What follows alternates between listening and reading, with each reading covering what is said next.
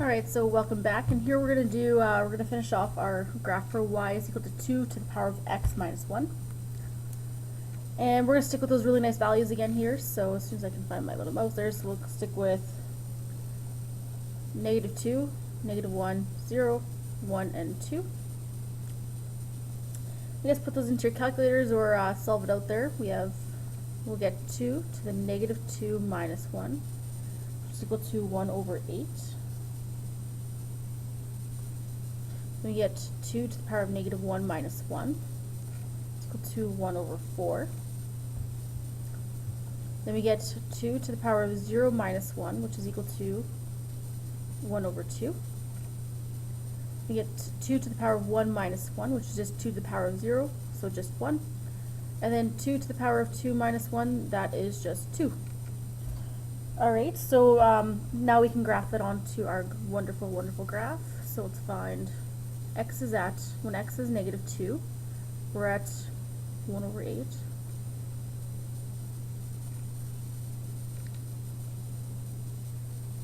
And then when x is negative 1, we're at 1/4. When x is at 0, we're at 1/2. When x is at 1, we're at 1. And when x is at 2, we are at 2 there. Right, connect those lines there.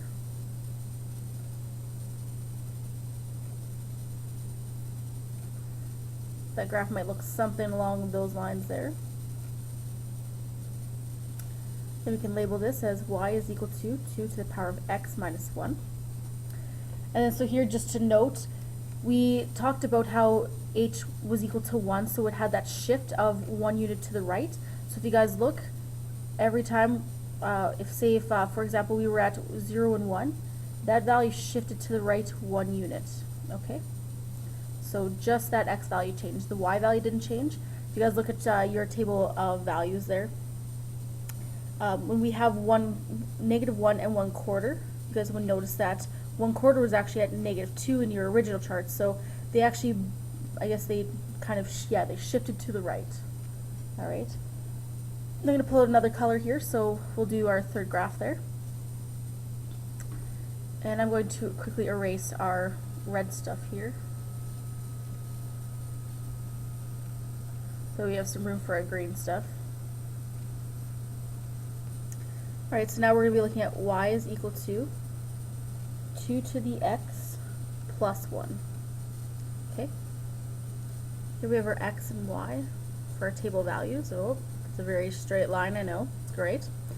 And we're going to start off with negative 2, negative 1, 0, 1, and 2. And putting those values in there, we have 2 to the negative 2 plus 1. That one there is equal to, it'd be 1 1/4. If I guess you guys are dealing with decimals, maybe I'll start going in decimals here. So you have 1.1 or 1.25, so it's 1 1/4. 2 to the negative 1 plus 1 is equal to 1.5. 2 to the power of 0 plus 1 is equal to 2. 2 to the 1 plus 1 is equal to 3. And 2 to the 2 plus 1 is equal to 5. Okay, so now let's graph that. I guess we didn't talk about, so what is this value here going to change? What happens when we add 1 to the very end? So that there is your k value.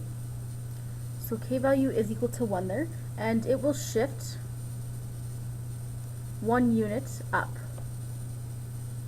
So if you guys so I guess one thing that you guys can do with this is that you know k, so start with your original graph. So we have y is equal to 2 to the power of x, and then just shift each unit up 1. So we didn't even need that to do that table values, but this will just help to kind of reinforce that learning. So let's take, for example, at our y-intercept, we're at 0 and 1. If we shifted that point there up 1, you would find that you were at 0 and 2. You guys can compare this with your table values, and what you here notice is that you have those same values. So at 0, y is at 2. So you really don't have to even do your table values there. As long as you get that first initial one and you can state what changes happen, then you don't even need to do a table values. So let's look at, here we have 1 and 2, so you have to shift it up 1. So we'll be at 1 and 3. At 2, we're at 4, so shifted up 1, and we will be at 5 there. And then at 1, or sorry, negative 1, we are at, looks like 0.5, shifted up 1, so we're at 1.5. And at negative 2, we were at 1/4, so we're going to be at 1 1/4 at x is equal to negative 2. So do 1 1/4 right along there. Okay? Connect your dots, label your graph, and here we are.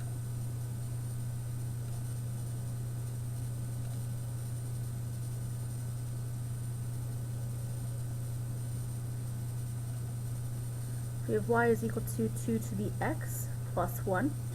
And I think I mentioned this earlier, make sure you try and use different colors if you can, just to help distinguish those graphs, and if not, make sure that they're very clearly labeled. It can get a little bit tricky, especially when we're dealing with transformations that aren't very big, that don't have a big difference. So it can be a little bit harder to tell apart those graphs. So make sure you label them, and if you can use different colors, that would really be helpful as well. Alright, so we talked about the corresponding transformations. Now we need to describe any changes to the domain, range, intercepts, and equations of the horizontal asymptotes for each of these. So why don't we start off with our green one? So we're going to look at y is equal to 2 to the x plus 1.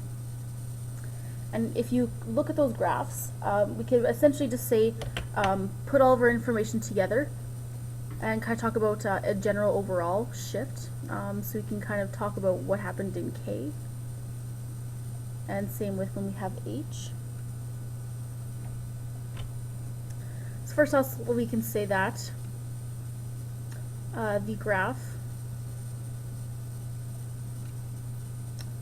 shifted 1 unit up. And I'll put my little semicolon there. Then talking about the domain. In this one here, our domain is the same.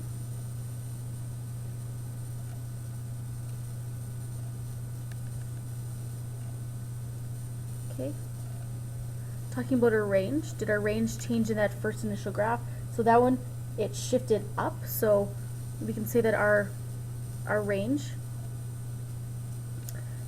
is our parentheses y such that y must now be greater than 1, where y is an element of all real numbers.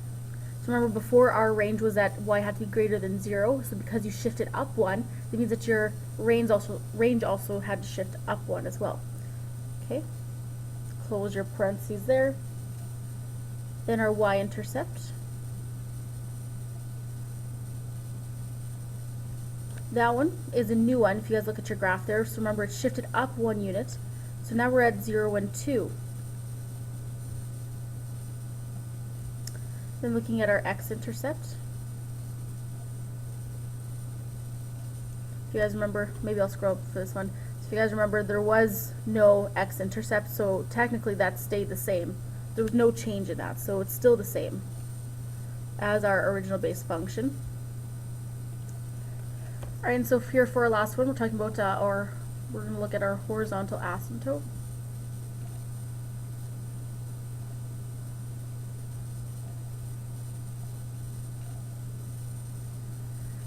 And if you guys even compare this to, say, your original function had a horizontal asymptote at y is equal to 0, and similar to what we did with our range, our y value shifted up 1, so that means that also our horizontal asymptote is going to shift up 1 as well. So that line now, instead of being at y is equal to 0, now it's at y is equal to 1. Okay? And that kind of answers that question there for our second graph. So I'm going to quickly switch pens. We're going to move on to our second one. So we're going to be looking at y is equal to 2 to the power of x minus 1. I'm going to write that up here, ladies. So we have y is equal to 2 to the x minus 1. All in that exponent there. So let's go along the same line. So let's talk about, so what happened in that one? So in that one, the graph shifted. Oh.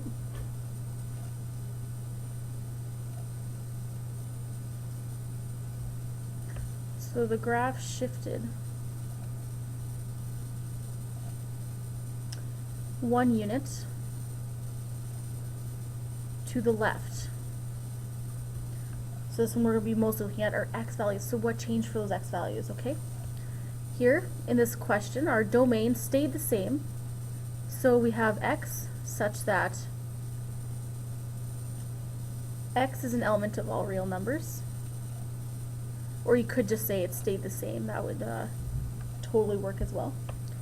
Alright. Looking at our range, what happened to our range? Our range, we didn't change any of those y values, so that means that our range stays the same. Or you could write that as y must be greater than 0. Okay. Then our next one we're going to be looking at is, what about our y-intercept? What happened to that y-intercept there? So that one, remember, our y values did change there. And so it is now at 0 and 1/2, if you guys look at your graph there. So it's shifted there, so now we're at 0 and 1/2. I guess I can keep this scrolled up a little bit there. Okay, and then our x-intercept, did that one change at all? It sure did not. If we moved below the x-axis, then that would most definitely change it, but there's still no x-intercept, so we're gonna say that the x-intercept stays the same. And then our last one, we're looking at our horizontal asymptote. I'm just gonna write this as h dot a, so horizontal asymptote. And did that one change at all? Our y values didn't shift up or down, so our horizontal asymptote stayed the same. Okay. And that surprisingly took 12 minutes. So I'm going to move on to video number 3. And then for the next question, if you guys want to even say get ahead while you're loading this next video, try this next one on your own. But you guys are more than welcome to use graphing technology. Hopefully by now you guys should kind of see the effects. But we're going to look at more or less of the stretches in the next example. So you guys are more than welcome to use your graphing technology. And but I'll go through the example in the next video.